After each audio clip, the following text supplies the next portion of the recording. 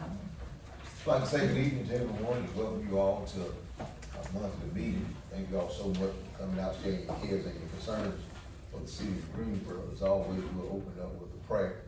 If this is something that you wish not to participate in, we'll allow you to remove yourself at this time. If not, then we'll go forward with our prayer. Most awesome, amazing God, we thank you so much just for allowing us to come together, God, to conduct the business of the city of Greensboro. God, we ask tonight, God, for your Holy Spirit, ask for your power, God, to rain down on us and give us direction, God. God, we understand that we cannot govern this city without you, but with you we can do all things through Christ who strengthens us. God, we thank you now. We pray, God, not just for this city, but we pray, God, for we pray for the world, God. God, just ask that your hand be upon us. In your son Jesus' name we do pray. Amen and amen. Amen.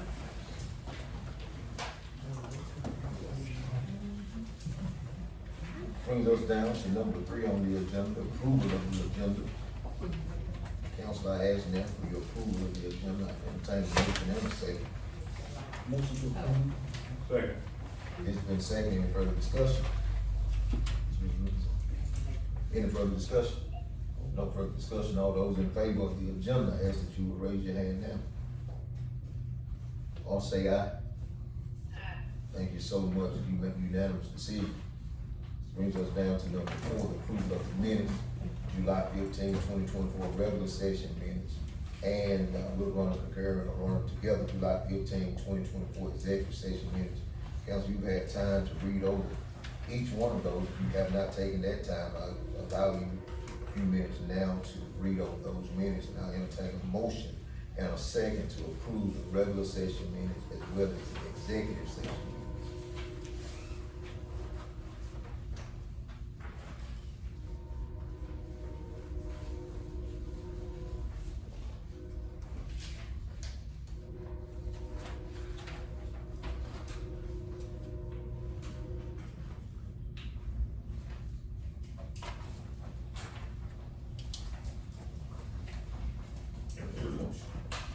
Motion to approve. Second. It's been second. Any further discussion? No further discussion. All those in favor, as we know, I raise your right hand. And saying aye. Thank you so much. Unanimous decision. It's down to 5, old business. Old business is the second reading for the vape shop ordinance amendment. Council, you have a copy of a recommendation from the Planning and Zoning Board. Planning and Zoning Board voted 3-1 to not allow vape shops to be allowed in any district of the city of Greensboro. I'll allow the city attorney to go forward. So, Mayor and Council, the proposed changes, they do a couple of things, but primarily we're updating the ordinances. You had cigar shop and smoke shop in your definitions, and the new trend and development of a vape shop, which would be a store that has one of its principal business products being vape and vape supplies. We're starting to see those in other jurisdictions. Your downtown merchants came to us and asked the council to consider regulating and zoning those uses. Y'all gotten a couple of requests. I don't think anybody's put one in yet, but it brought to mind whether or not this council wants to make a change. So what we've suggested are really 2 things. 1, to define what these types of uses are, and 2, place them in a designated location. So cigar shops would be 80% of the total sales are from cigars. So if you had a store that sold a little bit of cigars, that wouldn't count. It would have to be a store that is derived all the way there. Smoke shop is basically anything that does tobacco products over 10%. And then vape shop is a 25% sale requirement. So 25% of the space has to go to the sale of vape or vape accessories. This would not include gas stations, grocery stores, places that also sell a product. I don't think there's any issue with definitions. If you look at the second page, we placed it, just staff, we placed it into the B2 zoning. This would be vape shops. Because that's not your downtown area. That was what we were told. As far as the, planning commission's recommendation, after considering it and hearing from, I think, several folks in the community, they decided to recommend it not being allowed anywhere in the city. There's no constitutional right to operate a vape shop, so it's not a legal concern. It really comes down to you as a council. Do you want it to be in anywhere in the city? And if not, then you would take up the planning and zoning's recommendation. If you okay with it being in B2, then you'll adopt the second reading and this would become the law. I can answer any questions, but for the most part, it's, as far as I can tell, if you would outlaw it as a practice, you'd be my first jurisdiction that did it. But there are other places in Georgia that have completely moved the use out. So it's really up to this council to decide how you want to handle that use. Any questions coming from the council? I have one question, maybe to the city clerk or either the manager. We don't have anyone to have did an application, trying to bring one in. Had any conversations on anybody trying to? I spoke with Mr. Vaughn and it was just, they were considering it, Just no, considering. no applications or anything. Mr. Attorney, you did say this right here were not a vape merchants that are already selling that product. Right. Convenience stores, grocery stores, et cetera. Yeah, you have to get to 25% of your sales.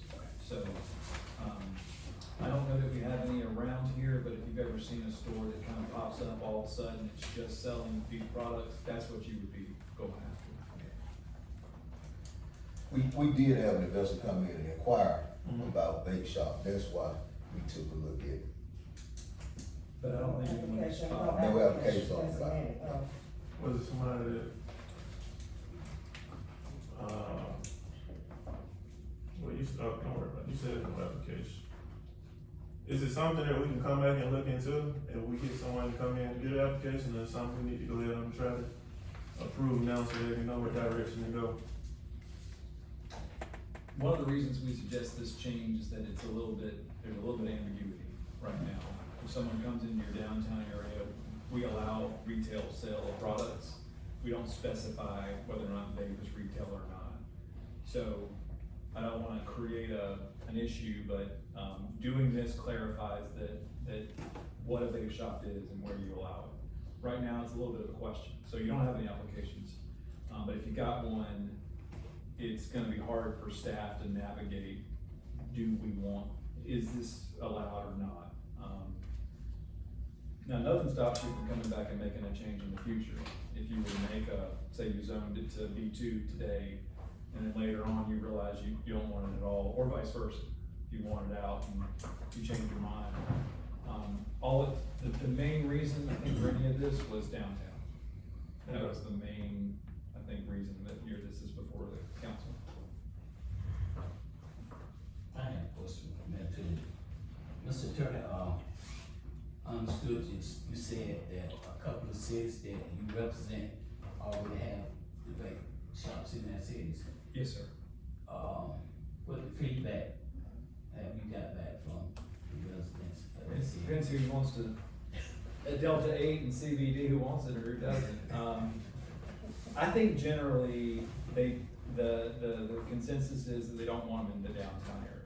You know, especially with a city that actually has a designated downtown. And, so the push has been to move them out of the main thoroughfares. I haven't had anybody completely outlaw them. But that is, I think, the biggest thing I've heard. And just from a state government standpoint, vape shops, they change a lot because the products that they can sell changes often. Over the past 3 years, it seems like the state or maybe the federal government might change which product they can sell. That's why you see them come up real fast and then kind of go away real fast. So it can be a little bit of a, not a very secure, long-lasting business. And I think in your downtown area, you really don't want to have something that might be there for couple months and then go away. You kind of want to build structure and have a better understanding of what's going to be there, a couple years from now.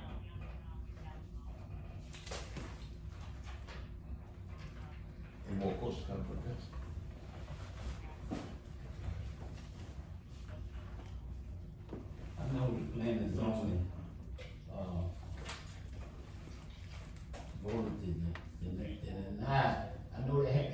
real good reason behind it. I think they said 3-1, 3 against, 1 for.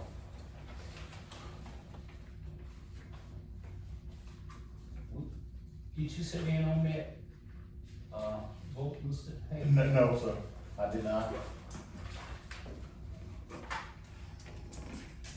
And you said the vote was just, The vote probably happened, I think, before I came. Yes, sir. to Adam, you said it was just, they voted the way they voted strictly because they were thinking it was gonna be downtown, right? Well, Yeah. with the initial, the way the ordinance was originally written would be taken out of downtown. And then they decided, let's go further, let's not have it anywhere in town. Okay. And there were some comments made from some of the other merchants. But, you know, expectations wise, a 3-1 vote is an indication that not everybody agreed. And it's a tough decision, obviously, whenever you wanna push something all the way out. But I know all I can say is the reason we got involved was because of the downtown. I don't think you got any complaints about folks at the interstate or, at the thoroughfares. It was the downtown area.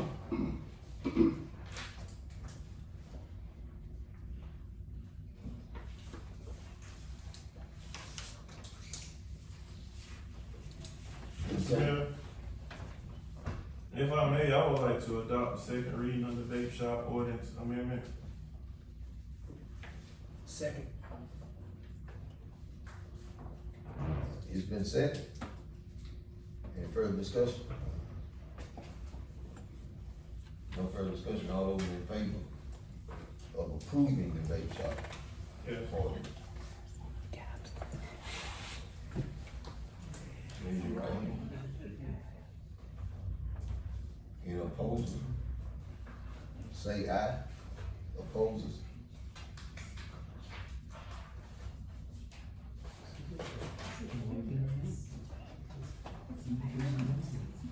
Three, one.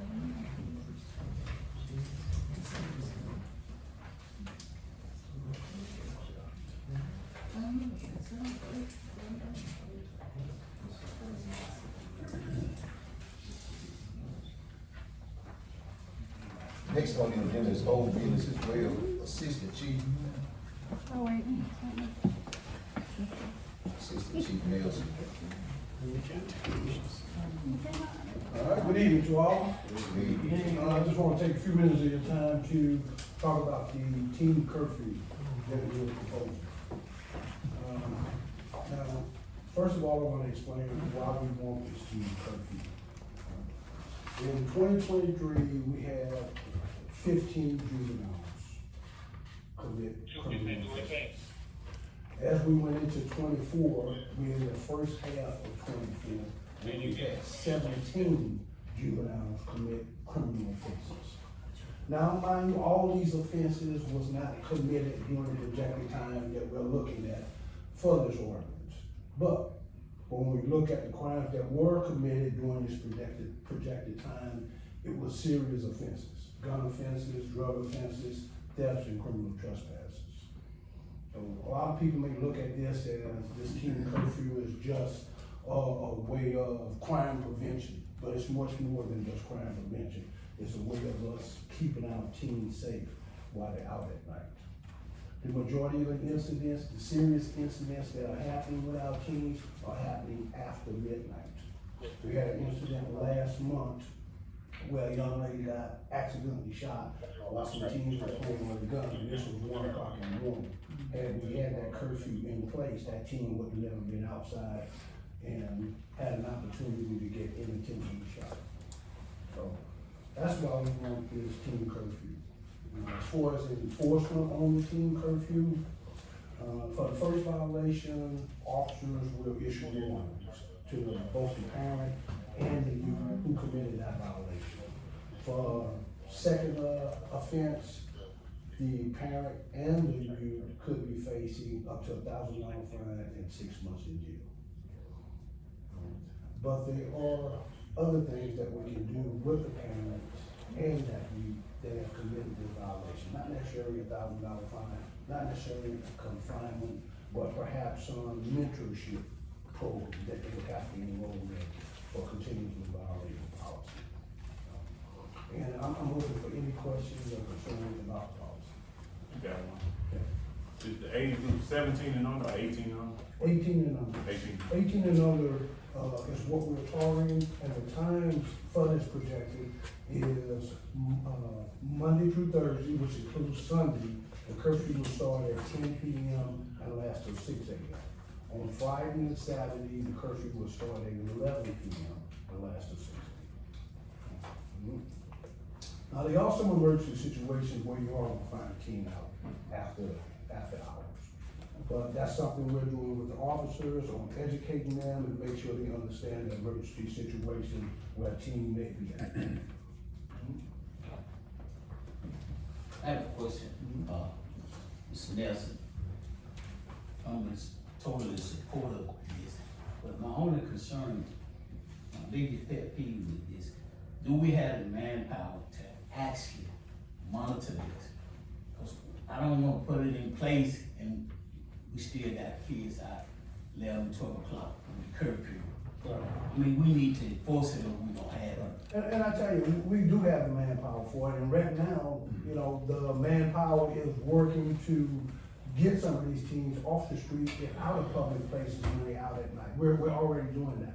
You know, we're just not citing anybody, we're not necessarily calling parents and saying, hey, I caught little Johnny outside, it's 11:30, why is he out there?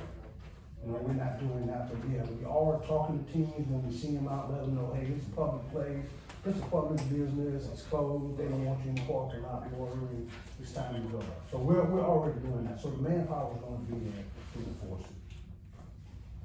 And we have manpower that's not just target one area of the city, No, the whole. no, it'd be the whole city that we're looking at, and mainly public places. You know, cause the teen, now, say you're a teen, you're 16, 17 years old, and you're out at your house, that's fine. That's fine, that's not a violation if you're out after 10 or after 11 and you're at your house, that's not a violation. So there will be some stipulations, you know, that will cause that teen to have to be out after hours. So, Chief, quick question, so I know a lot of our youth, they like to go out and eat late night at the local Waffle House. So this ordinance right here, so say if you've got 20 or 30 kids in one location at one time, all 20 or 30 are gonna get cited. That's what I'm hearing. Well, if you've got 20 or 30 people going out to eat, then more than likely it's some type of function. It may be a school function or some kind of other organizational function that will be fine. That you won't get penalized because you're participating in some kind of organizational function and it adds you out after curfew. No. And like Councilman Miller, I'm for the ordinance, I just wanna make sure that there's no confusion when it comes to that. You know, because we're saying that 20 to 30 is okay to be at a public place, but then we're saying that 1 or 2 are not okay to be at a public place. Wait, say that again. We're saying that they're authorized to be at, I'm using the Waffle House as an example, right? Okay. So what I'm hearing is that. And we're not saying that they authorized to be at the Okay. Waffle House. Anybody under the age of 18 comes curfew time at 10 or 11. Okay. Is not authorized to be at the Waffle House or any other public place without an emergency situation, from that parent or that guardian. Okay, but. So little Johnny being 16 can't say, I'm going to the Waffle House and get me a patty melt at midnight. No, that's a violation. Okay. So to clarify, and I think I get what Councilman Moore is going. He's saying, just say there's a football game and all the kids, teenagers, they go to the Waffle House after the football game. At 10 or 11 o'clock, well, whatever the curfew time is, they have to exit the Waffle House and be on their way home. They can't be out there in that facility.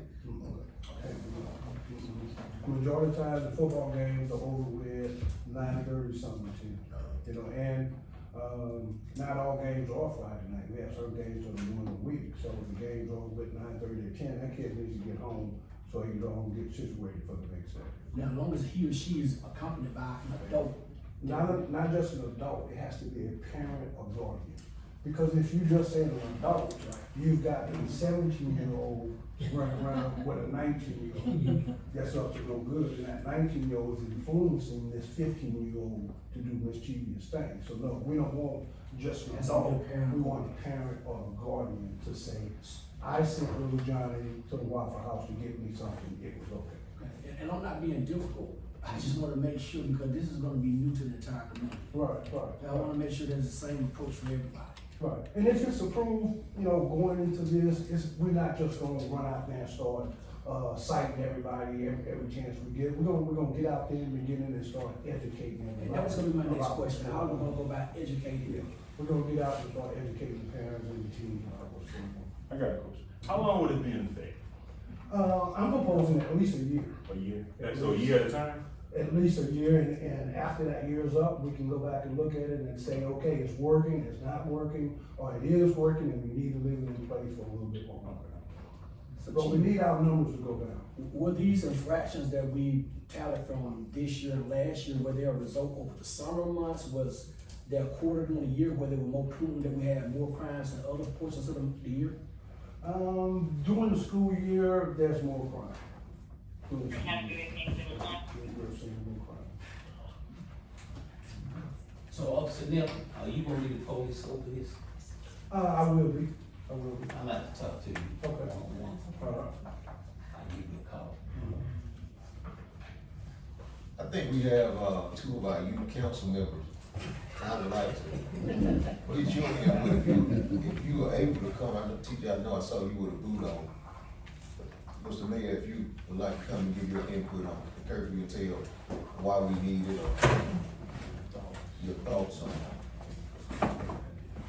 Great evening. So, me and my team, plus Mayor Williams and Clerk Butler, we thought that there has been an incline in juvenile delinquents during the school year. Like, I would say, most of the time, even night you ride through, you'll see a lot of kids hanging out. And we feel like them hanging out is causing, well, I won't say a major trouble, but a small problem can lead to a major problem, that when it leads to that major problem, it'll be hard to turn around. So we wanna stop it before it turns into a major problem, and anybody else get hurt. Thank you so much. Can I ask you one question? I'm gonna just ask you, just be upfront, honest with a yes or no. Do you think this will help? Yes. I think it Have this will. curfew? Yes, sir. Because of your peers, you know that. Yes, sir. You don't see one of your peers in here. You're gonna be the bad guy. You're gonna be the bad guy, but somebody gotta do it. And I commend you for standing up, because I know you know where they at, but, yeah, I totally agree. It's gonna take a lot of reinforcement before it actually sticks, but when it sticks, it should stick pretty well. Thank you so much. You're welcome. Again, this is our first reading. Thank you, Assistant Chief Judge. Thank you.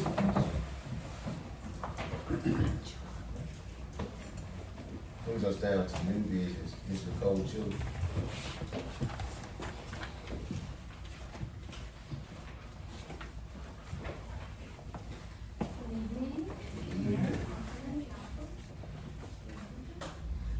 I'm here again to ask, for an alcohol license to sell beer and wine for our upcoming Jazz Legacy Project show. Charlie Parker, Einstein Modern Music, on August 22nd, and all proceeds benefit Festival Hall. All right. Council, you heard the request. Let me, before we go any further with this, I think we've been getting a lot of backlash, from citizens saying that what we do is permit everybody to sell alcohol. But these type of permits are for special events that are held at the festival hall. So we're not just permitting anybody to come in our city to sell alcohol and wine. We're not doing that. I just wanted to make sure that was perfectly clear and everybody knew what we were doing here. Now, the next reading is for our alcohol license, but this particular one is only for a permit at the festival hall. So council, you heard the request coming from Ms. Nicole in regards to an event that she's having on August 22nd, 2024. Entertain a motion to approve the request. Motion to approve. Second. Second. It's been second. Any further discussion? No further discussion. All those in favor, let it be known by raising your hand. And Ms. Rivers, you saying aye? Thank you so much. Thank you, Mr. Gold. Next on the agenda is Mr. Kyle Baker. That you come. Yeah, good evening, everybody. Here on behalf of Racetrack Team, applying for an alcohol license. This is for the location that is being built, nearing completion at 2670 Lake Fun Parkway. Current anticipated opening date is August 21st. Licensee is going to be Brittany Kay. Again, I'm Kyle Baker. I'm counsel for Racetrack. I've been working with them for a long time. I'm real intimately involved in their compliance side of things, safely selling alcohol, safely training employees. Happy to answer any questions you guys might have about this. Any questions coming from the council for Mr. Baker in regards to the license, alcohol license for Racetrack? Yeah, I have one. Mr. Baker, this is gonna be a 24/7 operation, Correct. so they'll be selling alcohol. Only during legal hours. They're not selling alcohol 24/7. It's only per local ordinance required. So you, Mr. Go ahead. Any more questions from the council? All right, I entertain a motion and a second to approve the request for alcohol license for Racetrack. Motion. Second. It's been seconded. Any further discussion? No further discussion. All those in favor, let it be known by raising your hand. And Ms. Rivers, you say aye. Aye. Thank you so much. Thank you, Mr. Thank you very much.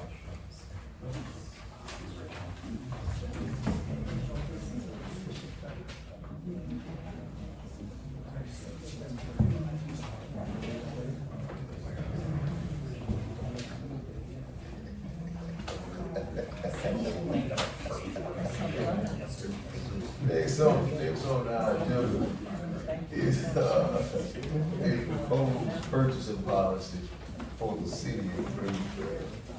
Mayor Council, in your, package, you'll have, a copy of a draft, procurement policy recommendation.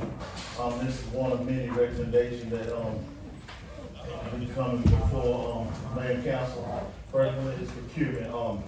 We're not asking for adoption today, but what we're asking for is to review it, let us know, your questions, your issues about the policy or whatever, because, I think in this day and age, it's best that we get a, line or get, something, a foundation, and to get us on, track, with the, the handling of, the taxpayers', dollars.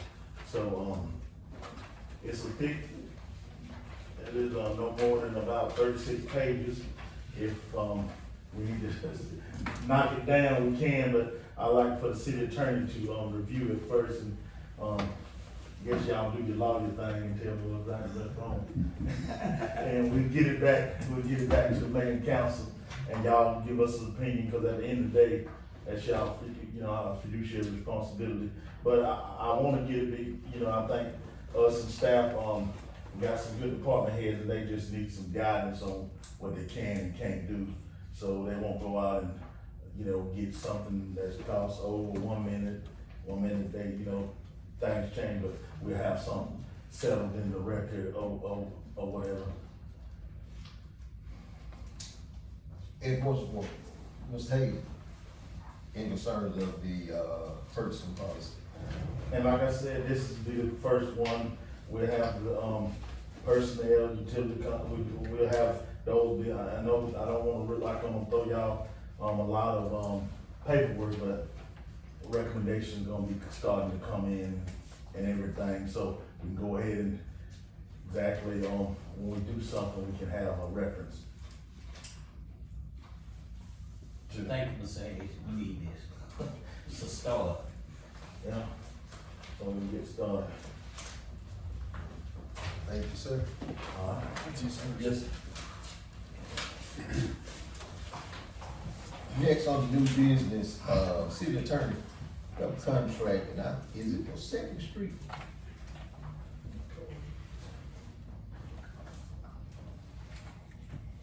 Caught me making notes, Mr. Mayor. I apologize.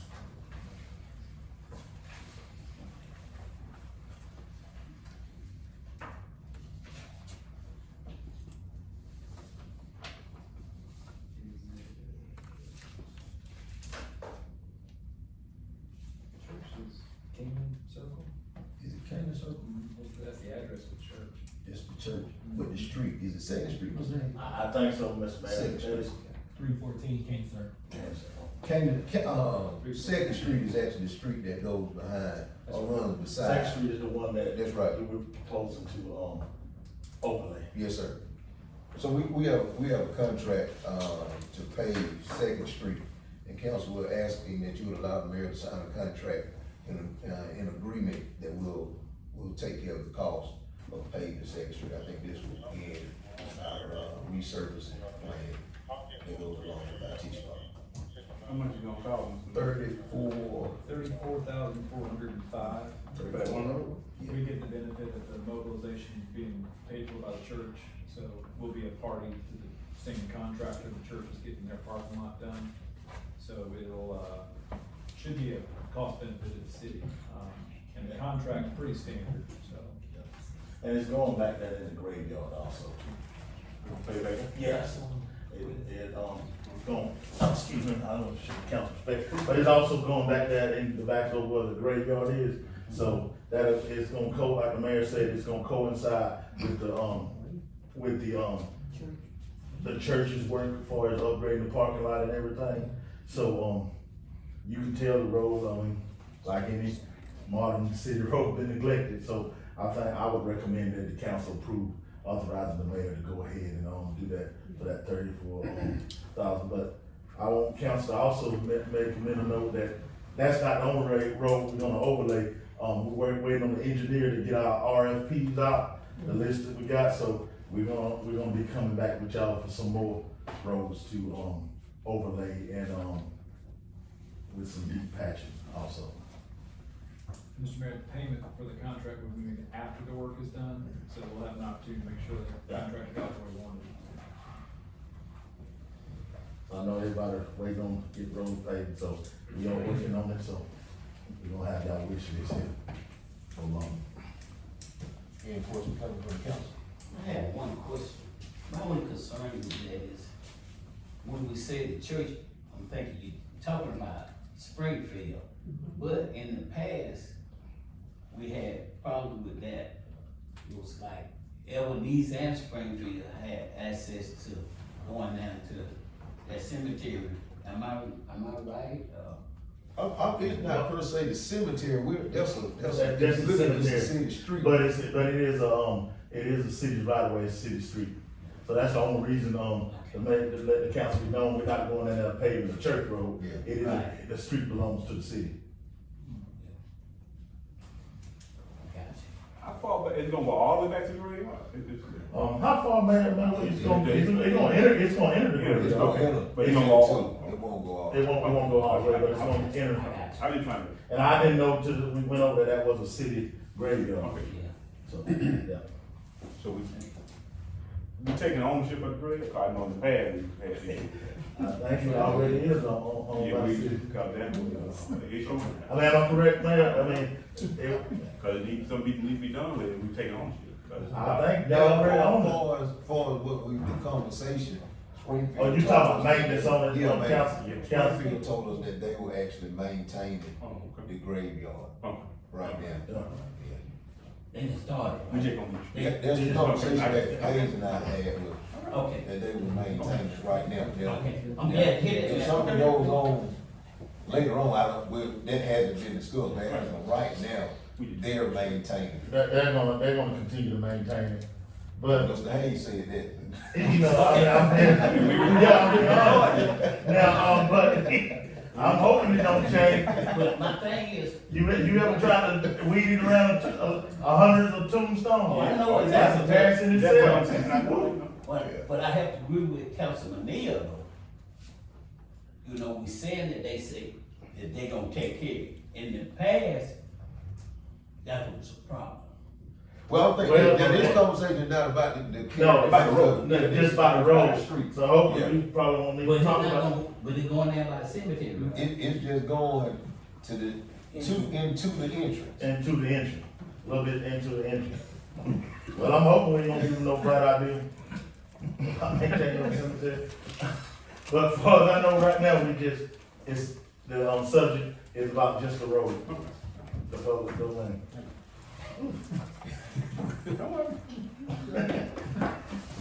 Right. Got you, okay. I entertain a motion in a second to approve for the mayor to sign the contract for the pavement of Second Street. Motion to approve. Second. It's been second, any further discussion? No further discussion, all those in favor, let me know by raising your right hand. Ms. Rivers, you saying aye? Thank you so much, unanimous decision. Next, under new business, city attorney. Yes, sir, Mr. Mayor, I'll introduce. All right. Members of council, there, with us tonight are Kevin Seifert and Vince Kinney. Mr. Seifert is with GDCI Garden Lakes, the developer of the Oconee Village, property, which would be across the highway from Home Depot.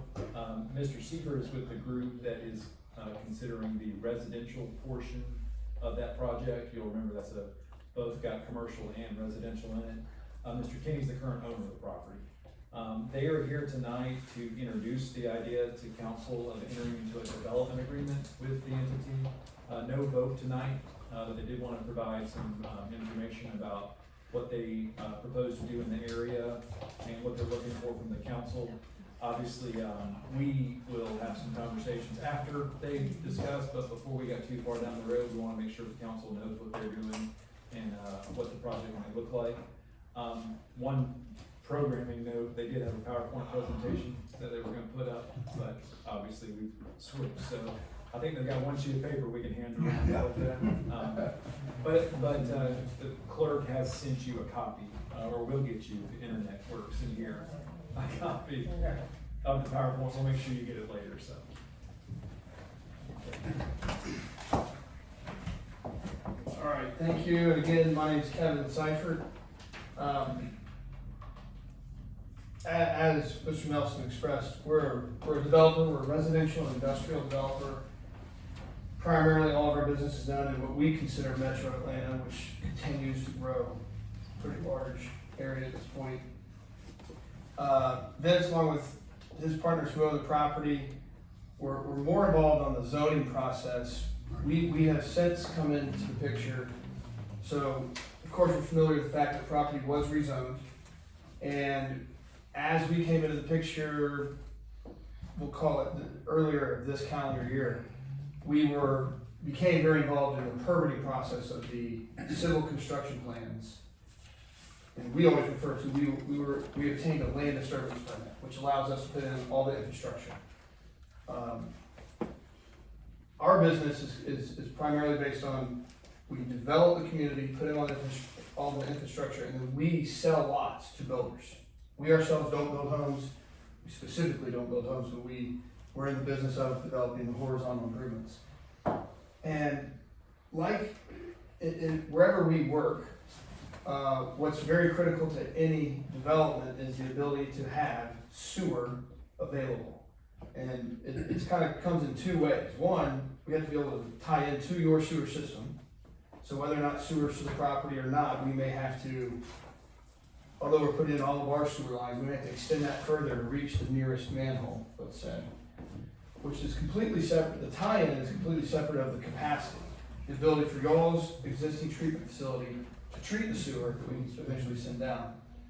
So this development agreement is specifically geared towards the capacity. We already have a permit from the city to develop the site. It's customary for us wherever we work is to have a contractual agreement that upon our completion of the improvements, we know that we have the confirmed capacity so that when the builder comes to pull a building permit, they're able to. And there is an ability to send that sewer to the treatment facility. So that's really what the agreement is about, is that our commitment to pay for that capacity, and then the city's in return saying, yes, we are in agreement. Once you make that payment, we are committed to providing that capacity. So as the city grows, or county or city grows, but specific to this case, we are just one of many developments that I think are gonna trigger growth, including the need to eventually expand your wastewater treatment facility. And we've had a meeting most recently with Mayor and City Attorney and Mike Bledsoe, who I think, fair to say, represents and assists the city in analyzing a lot of the engineering of that wastewater treatment facility. And I think what we put together is, from that meeting, concerns that were brought about how fast we want the city to guarantee that they will provide the capacity. And so we've put together a timed purchase where, right now, as it's written, starts next March, we would buy our first installment of 4 installments of sewer capacity. And what that does is, instead of us asking for all the sewer right now for all 518 lots that we're approved for, and the city immediately having to go into a process of expanding the facility, by us only asking that it's guaranteed to have that over the next 4 years, starting in March, so 4.5 from now, it gives the city the time to go through the proper steps to begin the design and permitting of an expansion that will happen in the future. And I don't want to speak for the city or anyone who represents it, but it would be our opinion that it's not just this is happening, whether it's for our development or for the other developments that are in the future. So I think it seemingly would need to get started regardless. We are maybe the catalyst to go ahead and push the city into a position to start the process. But we hope that's a good thing, and it works to the benefit of what the city's already approved from the development standpoint, but also helps them get prepared for any other future development you may or may not approve or zone in the future. Maybe I'll just leave it at that so y'all can ask questions, because we want to answer any questions or concerns on it.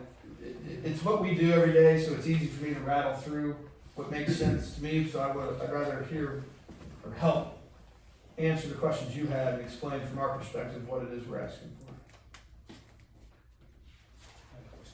Yes, sir, go ahead. So you said 518 parcels, 518 lots. Correct, residential lots, it's split. Some are single family detached homes and some are townhomes. So the proposal that you're making, are those gonna be done in phases? We're gonna develop the site itself in 3 phases. Okay. In the first phase, we plan to develop will be 221 lots. But our first request next March is to only purchase the sewer for 138 of those, because we're respecting the fact that the city wants this to be a tiered purchase.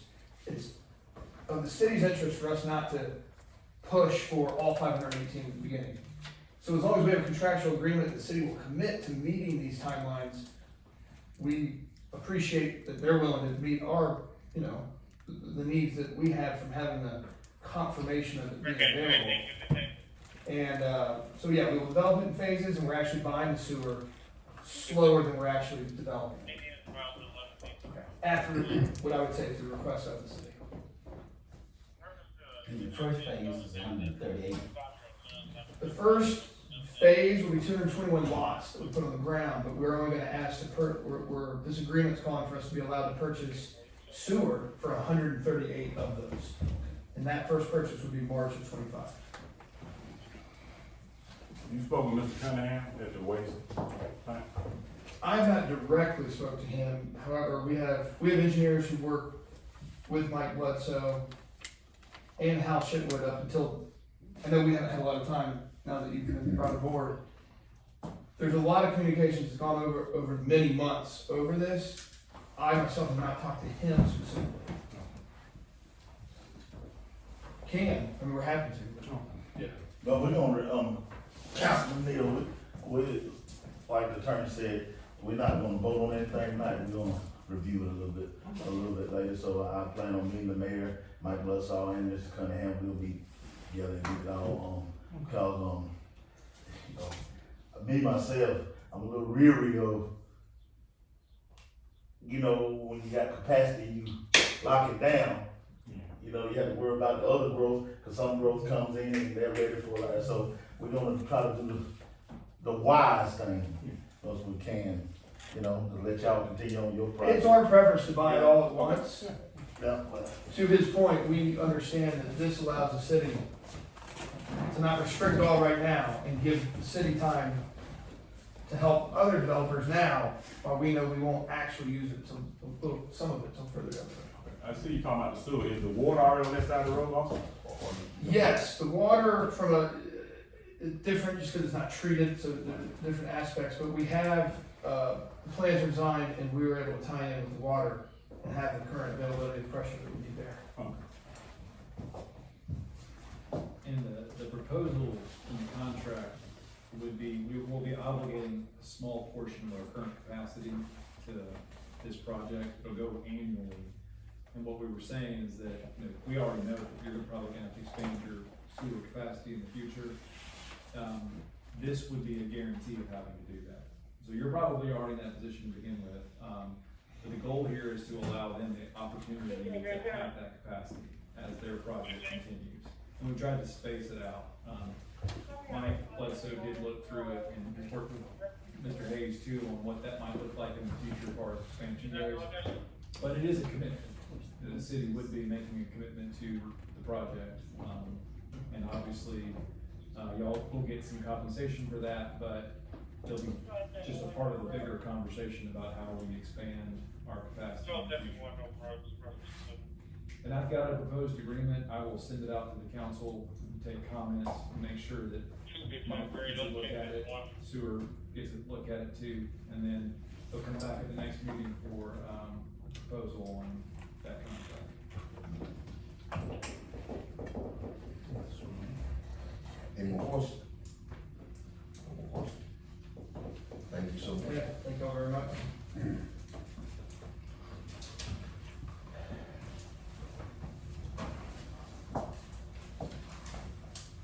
Item 7, Mr. Lamar Calloway. Good to be with you, Mr. Mayor, Council, Mr. Hayes. I plan to discuss the current condition of the water treatment plant, the staffing at the water treatment plant, the water permitting, the water usage over the last 3 years, and last of all, the water quality. I don't want to take up a whole lot of your time, so we'll start off with the condition of the water treatment plant. I've been there 40 years, and to be perfectly honest with you, the water treatment plant is in as good or better condition than when I took it over 40 years ago. So, it's a big statement to say, but it's true. Second thing, staffing at the water treatment plant. Where we stand with staffing of licensed operators. I'm happy to announce that we have brought on our part-time employee into a full-time position at the water treatment plant. His name is Shane Harper. He is currently the water treatment plant manager for the city of Sparta. He has 18 years experience. He's 46 years old. He has an associate degree from Albany State University. He's a Class 1 water license operator. He has a distribution license. He has a lab license. He's currently working on his water audit license. He resides here in Greene County with his wife and 4 children, only 10 minutes away from the water treatment plant down Cary Station Road. And it's a delight and a privilege to have him as a full-time employee with the city of Greensboro Water Treatment Plant.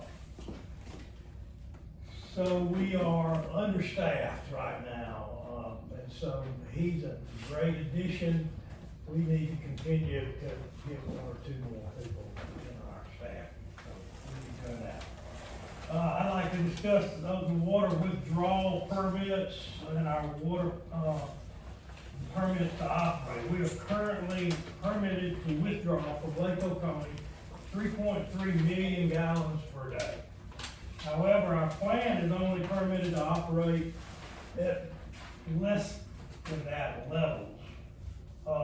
We are currently permitted to operate at the plant 1.6 million gallons per day. Our storage capacity with our tanks around the town is 1.6 million gallons. That seems to be a lot of water, but when we have a leak, a major leak, you know, that water can leave here in a hurry with a big leak. Okay. If you look at your, I sent out, I gave you this morning, a graph here. This is, I'd like to show you our current usages over the past 3 years. Our graph is, broken down into May, June, and July of 22, 23, and 24. As you can see, our 24 increases, we've increased by 15%. In July, it's 12%. So we're, you know, our chemical costs are more, our power costs are more, our staffing costs are more. But just to give you that information, those numbers are million gallons pumped to the distribution in the months of May, June, and July. 21.787 million gallons that month. Anyway, 15% increase. Last of all, I'd like to talk to you about the water quality. We publish in the paper, in the Herald Journal, each year, our water quality report. This is published in the Herald this year in April 26th of 24, and it contained the 23 results. The report was published in the paper. It is published on our website. It's also available here at the City Hall, and we keep copies at the water treatment plant for anyone that would like to request those. The main point is that there has been no violations whatsoever. We continue to produce some of the finest drinking water in the state of Georgia. This is and will continue to be our main goal, to produce some of the best, finest drinking water in the state of Georgia. That concludes my report. Any questions? Mr. Lamar, I think my calculation, I've done some calculations, 1.6 million gallons a day is what we're permitted to use. That's about 48 million gallons in a 30-day period, correct? I don't have that in front of me. Yeah, that's. So it's safe to say that we're 46 million, 48, 48 million. yeah. It's Now that's In that's 30 the days. maximum we could possibly produce, Right. 1.6 million gallons. Okay, so we're currently using about half of that in a month's period, so is that safe to say? Yeah, that that's we're- safe to say right at half. So we're okay with our water usage, Yes. that's what I'm getting at. We're not in critical condition. And we're 15% over and above what we were last year, so we keep going like that, we'll kind of quickly overtake our usage, our permit. That's why we permitted, we went on and permitted when we were required to do a raw water withdrawal permit. We went on and, got a 3.3 million gallons withdrawal permit. We would have to do some plant upgrades to get to that 3.3, but we could do it. But we have to, maybe buy some more, more land, and so there would be some, added things we need to do. Any questions or comments from the council, Mr. Lamar? Thank you. Thank you. Thank you, sir. I don't have any public comment cards.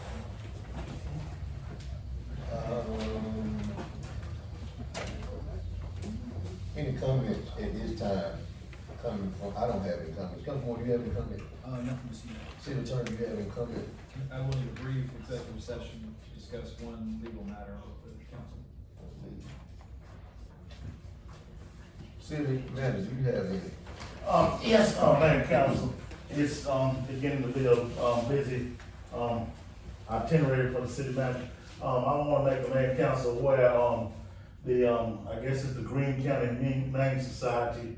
We met with the city attorney and the mayor once, but, I was in a meeting the, other day with them over at the police department, about, the tethering ban and some other, provisions, policy changes that they would like to include in the ordinance.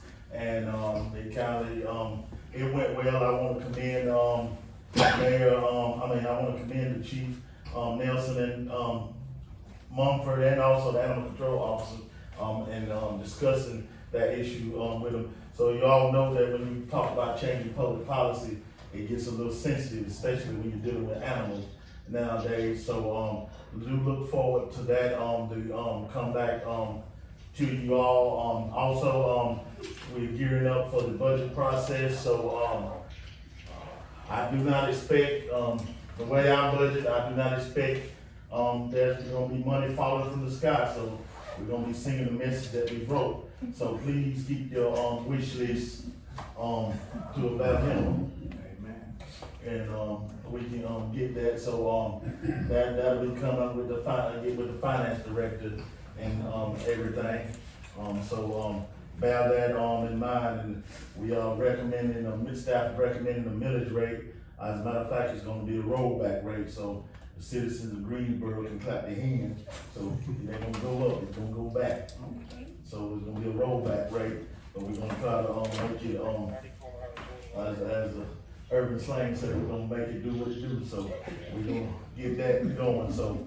But we have been busy with the staff and everything, doing that, it's a learning curve for me, how to do business here in Greensboro, with each of y'all, but, we got one goal in mind, our goal is, for staff, y'all goal is, y'all govern the city, but me as the manager and staff, we just execute what y'all want, so, it has been a little busy, so I expect it to continue. Right now, we're gonna start, focusing on some areas, we're doing the streets now, but next we're gonna start focusing somewhat, I gotta get out and walk around, we're gonna start focusing somewhere on, we're doing a little aesthetics, we're gonna start focusing, looking for some good flowers and aesthetics for downtown, the downtown area, gotta get with the merchants, I don't wanna put the heavy hand of the city on them, but I wanna hear what their ideas are and the staff, and we're gonna relay them back to the mayor and council, how we want things done. So with that being said, we just rolling on, so thank you, mayor and council. Thank you, Mr. Mr. Hayes, I do have Yes, one sir. thing, because we got a street sweep in. I wanna get with the merchants or get with the, street supervisor.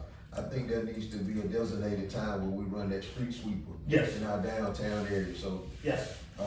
we need to establish that within the next few weeks. Yes, sir, I'll get together with them, and we'll sit down and, see what time frame. Cause right now they're, focusing on the entrances to City Hall, right along the State Highway. We all know that those are state maintained roads, but when the average Joe and the average citizen come to your town, they don't look at it and blame it on the state DOT. They look at the city of Greensboro.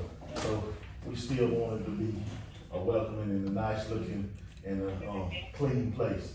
So that's what we're working on right now and everything to get it tied up. But as always, Mayor and Council, I guess my door is always open, or whatever. I'm here and everything. I know sometimes the ladies up front say I'm both, but I'm here. And so I'm going here, that's what I do, get it done, but, if you need anything, my door and my phone is always there. Councilman, do you have any comment? Nothing. Councilman, any comment? I have two things. One, to go back to the roads. Can we make sure that South Street, right by Bill, coming up by Bill, I think they did some work there a couple months ago. Be kind of the first thing on the list. South Street, coming up by Bill also. We had did the work. That street on the list. Yeah. That was one of the streets that's been identified. Yeah, on the list, that street is on the list. And two, the lights. I know we probably had to go through the DOT but the lights do try like a traffic study or something, the lights, how they change. I know traffic and stuff is coming and getting very heavy. By the time you look, you got 2-3 cars. You talking about the synchronization of the light? Yeah. We can get with the state, the traffic engineer, but I would tell you, Councilman, sometimes they'll, accommodate us, but most of the time, if it ain't in that DOT policy or whatever, they're gonna do what they do, but we can get with the district traffic engineer and see where we can go. So you just gotta be specific and tell what it is it's taking too long, or is it too many, or whatever, cause normally they go by, you see those little strips in the road or whatever, and they go by those, with the weight on it, they'll see, here, 3 minutes for this side and so on. But, just get with me and let me know what are you specifically talking about, and we'll try to, conversate with the district engineer and see if, any change that we can make. Okay, and then the last thing, back to the light. Right by Chick-fil-A racetrack, I know we had talked about it several years ago about putting a light there. I think we may need to come in and put that in discussion now, because if you look at the traffic and the flow of the traffic, it's a lot trying to get in and out of the area with the hotel. If I'm not mistaken, I think there is an application, I might be mistaken on what I just signed the other day, I think there is an application for that, section. Okay, all right, thank you. All right. I think it would help, if you don't mind, the DOT, part of our DOT permit is requiring us to put that light in. Just so, it's happening, Okay. as long as we get that sewer. We just received the application, a couple days ago, for that. Councilman Neal, anything? Nothing. I'll give a lot of help on it. At this time, I'll entertain a motion to go into executive session. Motion. It's been seconded, any further discussion? No further discussion, all those in favor, raise your hand, saying aye. Yeah. Thank you so much. You all give us a listen.